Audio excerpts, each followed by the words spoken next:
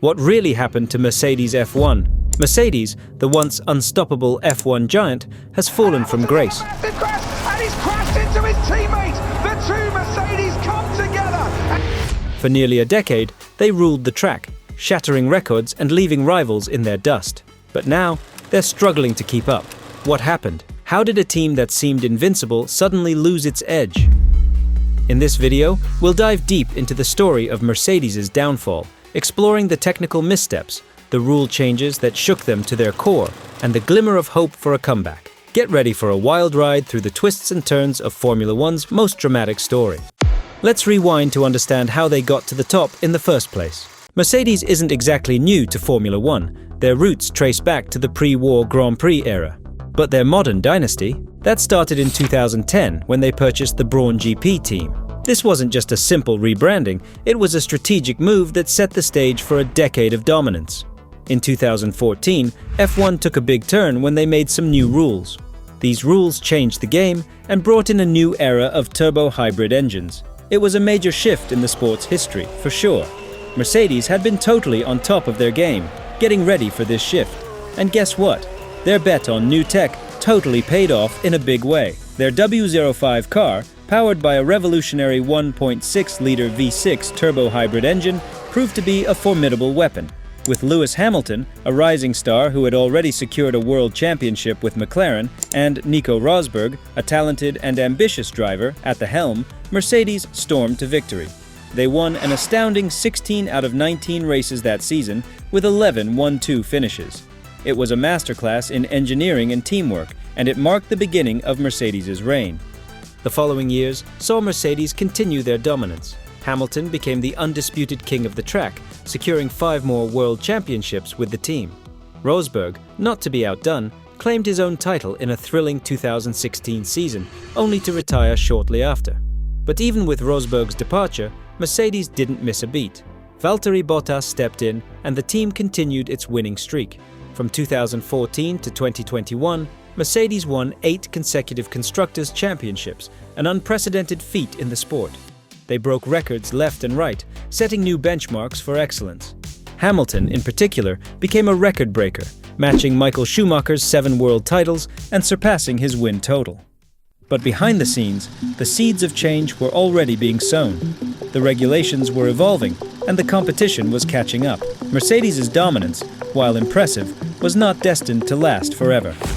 The dawn of 2022 brought a seismic shift in Formula One, with the most sweeping technical regulation changes in decades. The sport aimed to enhance wheel-to-wheel racing, minimize the turbulent, dirty air that made overtaking difficult, and ultimately make the sport more exciting. These regulations ushered in a new era of ground effect aerodynamics. In simpler terms, the cars were redesigned to generate downforce primarily through the floor and underbody of the car, rather than the wings. This was intended to create a cleaner airflow behind the cars, allowing drivers to follow more closely and attempt more overtakes. However, this revolutionary change came with a catch. The new regulations triggered a phenomenon known as porpoising, a violent bouncing effect caused by the ground effect aerodynamics. This was an unforeseen consequence that wreaked havoc on the teams and drivers alike. Mercedes, in particular, suffered immensely from this issue. Their W13 car, designed with the new regulations in mind, was particularly susceptible to porpoising. The team spent countless hours trying to understand and mitigate this problem, but the bouncing continued to plague their performance throughout the season. It was like a ghost was in the car. Lewis Hamilton vividly described the experience. A car that we didn't want. George Russell echoed this sentiment, saying, "When the thing just starts bouncing in the corners, it's a killer to drive." The impact of porpoising was not limited to driver discomfort, it also significantly hampered the car's performance, making it unpredictable and difficult to control. As a result, Mercedes struggled to maintain their usual pace, often finding themselves well behind their rivals. The numbers paint a stark picture. In 2021, Mercedes won 8 races and secured the Constructors' Championship, albeit by a narrow margin. In 2022, their victory count dwindled to a single win, courtesy of George Russell in Brazil. This was their worst season in a decade, a far cry from the dominance they had enjoyed for the past 8 years. They finished third in the Constructors' Championship, a whopping 236 points behind the new champions, Red Bull. This added further insult to injury. The rule changes unintentionally benefited the Mercedes' competitors. Red Bull, in particular, thrived under the new regulations, quickly establishing themselves as the dominant force in the sport with Max Verstappen at the helm. Ferrari also adapted well, leaving Mercedes trailing in their wake. In the face of these challenges, Mercedes made a bold, some would say desperate, move. Instead of following the pack, they doubled down on their unique design philosophy, introducing the infamous zero-pod concept. Unveiled in pre-season testing in 2022, the W13's radical design turned heads. The side pods, those chunky structures that normally flank the driver's cockpit, were virtually non-existent. Instead, Mercedes opted for narrow inlets, exposing a wider section of the floor. The idea was to increase the area of exposed floor, creating a greater pressure difference and, theoretically, generating more downforce. It was a gamble, a high-stakes bet on a concept that was vastly different from anything else on the grid.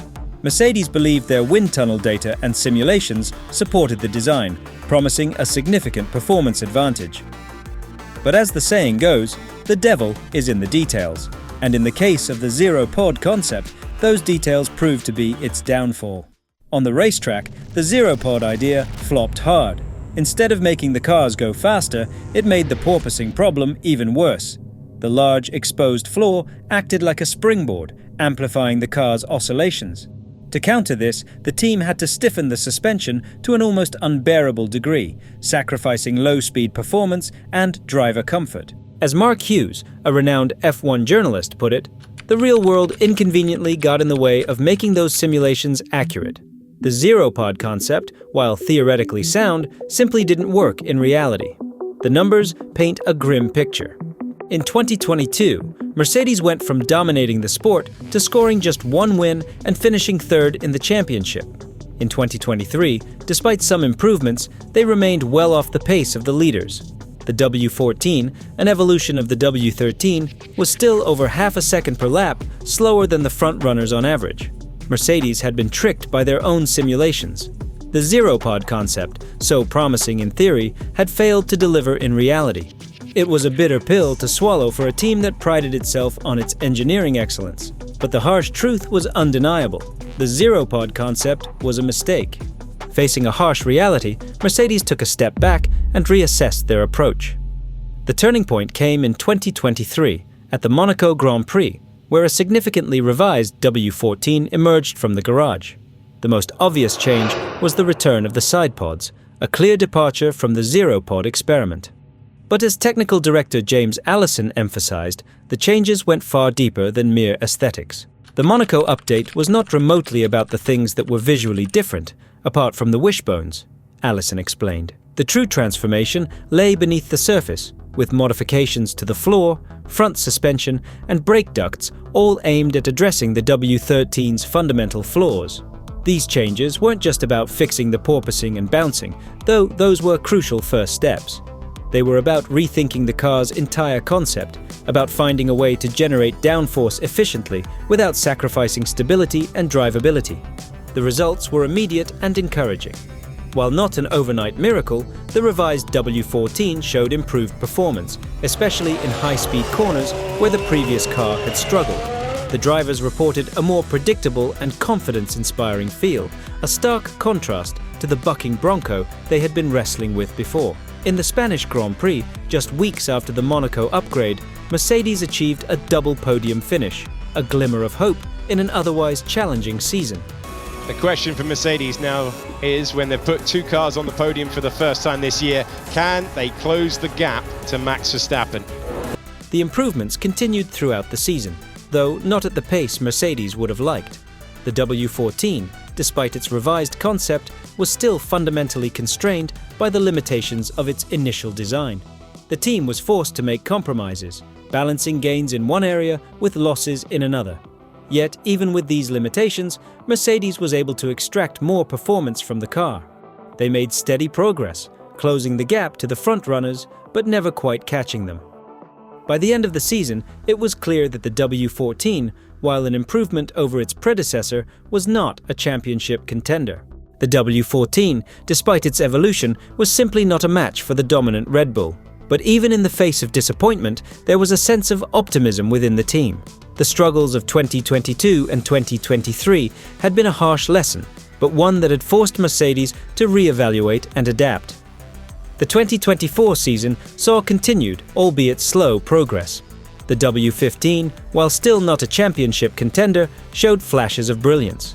The team's focus on stability and consistency was paying off, but the elusive race win remained out of reach. But as the team looks to the future, there's a renewed sense of hope.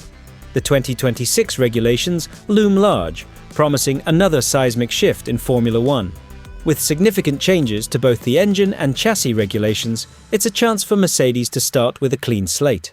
And there's reason for optimism. Mercedes' engine department, a powerhouse in the sport, is confident in its ability to deliver a competitive power unit for the new era. George Russell, the young star who joined Mercedes in 2022, echoed this sentiment, saying, "The team are feeling really confident for this era." He pointed to their experience in Formula One, Formula E, and the development of the Mercedes AMG 1 hypercar as evidence of their technological prowess. The 2026 regulations will see a shift towards increased electrical power and the use of 100% sustainable fuels. This plays to Mercedes' strengths, given their expertise in hybrid technology and their commitment to sustainability. While the aerodynamic regulations are still being finalized, Mercedes is already investing heavily in research and development, determined to get it right this time. However, the departure of Lewis Hamilton at the end of the 2024 season casts a shadow over Mercedes' future prospects.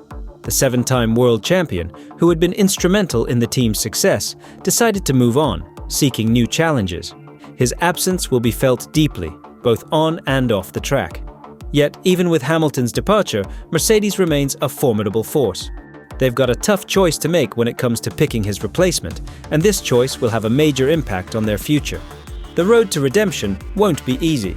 Mercedes has stumbled, but they are far from out. The 2026 regulations represent a new beginning, a chance to right the wrongs of the past and reclaim their place at the pinnacle of motorsport. Let us know your thoughts in the comments below. Do you believe Mercedes can rise again? Hit that like button if you enjoyed this video, and don't forget to subscribe for more F1 deep dives. Thanks for watching.